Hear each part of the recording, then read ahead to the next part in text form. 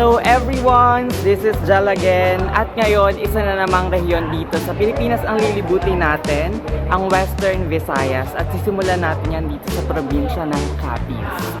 For my quick Capiz trip ay itong The Ruins of Alcatraz ang isa sa mga napili kong puntahan. According to some locals, this property is owned by the Permejo family and the plan was to build this place as a resort. Unfortunately, it was unfinished dahil sa Super Typhoon Yolanda. Itinigil ang construction at kinalaunay inabandon na.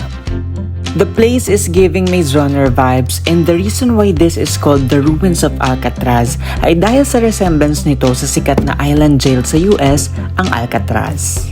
This is just less than 10 minutes away from Rojas City Airport at ang maganda, no entrance fee. Ayun, so nandito tayo ngayon sa The Ruins of Alcatraz. Dito yan sa Rojas City. So ito ang unang spot na pinuntahan ko dito sa Capiz. And ngayon may kasama ako ditong napakaliit kong tour guide. Kaway ka naman dyan. Ayun. Pakita ka daw sa camera. Ano pangalan mo ulit? Yandel. Ayun, si Jandel. So sinamahan niya ako ditong mag-ikot-ikot ngayon. Nag-picture-picture kami, tapos magaganda rin yung kuha niya. So, ito palang The Ruins of Alcatraz ay since anong taon? 2000.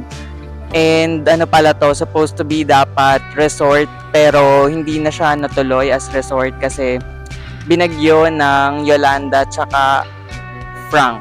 Ayun. So, sayang. So ito talaga dapat pala yung, itong area na, kung nasan tayo? So ito pala dapat yung pool area daw na itong resort na to. Anong pangalan ng resort na to kung sakali? Pero siguro Resort of Alcatraz kasi nung time na yun, hindi pa naman siya ruins. So ayun. Kaya lang ngayon, itong resort na to ay ruins na lang talaga. Sayang, nakakapanghinayang. Hindi na tuloy.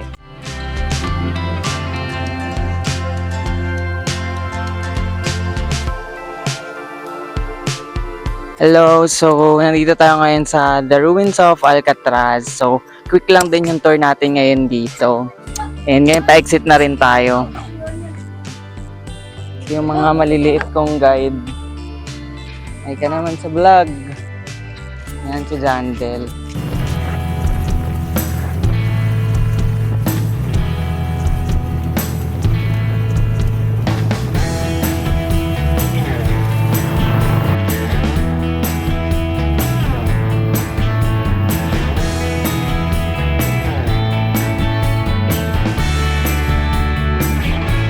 So, nandito tayo ngayon sa Panoblion Museum. Dito pa rin yan sa Rojas City, dito sa Capiz. And ito yung magiging second spot natin na pupuntahan natin ngayon dito sa probinsya. So, nandito tayo ngayon sa loob ng Panoblion Museum. And for those na mahilig talaga sa mga history, mga historical things, for sure ma-appreciate nito. Ang Panoblion Museum ay isa lamang water tank noong 1910 at ngayon ay isa ng museum. If you are into history and cool stuff from the past, napakaraming memorabilia dito patungkol sa dating Pangulong Manuel Rojas. From archival photos, medallions, war memorabilia, and even some old uniforms. So, nakaka-amaze dahil yung original Philippine flag from 1946 ay nandito sa museum na to.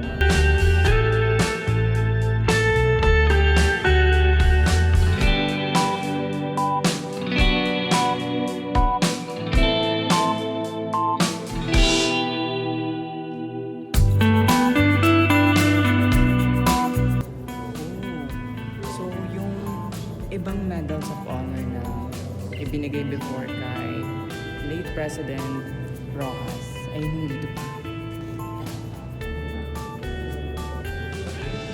Ito naman yung mga campaign pins noong 1946. So, nandito pa.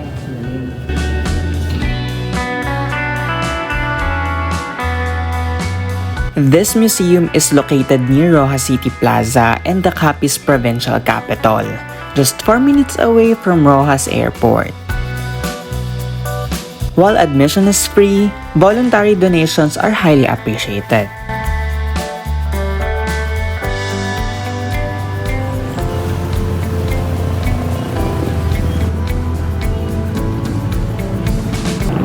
So, nandito ako ngayon sa Rojas City Plaza.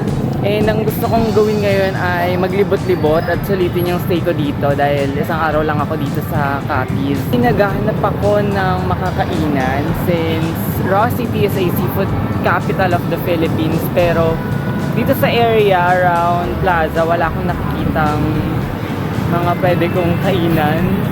Like yun nga, mga seafoods. Pero kanina, nung nandun ako sa may ruins of Alcatraz, nakakita ko ng mga tabi-tabi na mga eatery.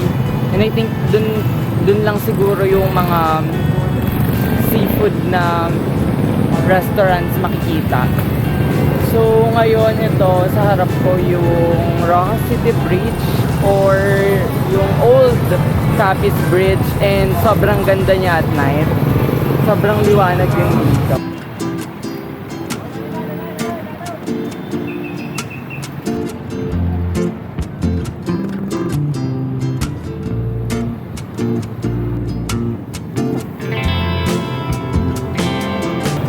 And that's it for my quick Capiz trip, and I am so happy dahil I get the chance to explore different spots na libre lang, like yung the ruins of Alcatraz and ang Panublion Museum, and yes, walang entrance fee sa mga spots na yun dito. And mostly nangihingi lang sila ng donations or tip. Kaya for sure sa mga mahilig mag-budget travel dyan, matutuwa kayo dito sa province na to. And sayang kasi hindi ko napuntahan yung Santa Monica Church kung nasaan yung largest bell. And actually napakarami pang ibang attractions dito, pero sayang ko lang talaga sa oras. And I hope mabalikan din itong province na to soon. Pero ayun, I hope magkita-kita pa tayo sa next destination para sa aking Western Visayas trip. Solo traveler nga pala ako.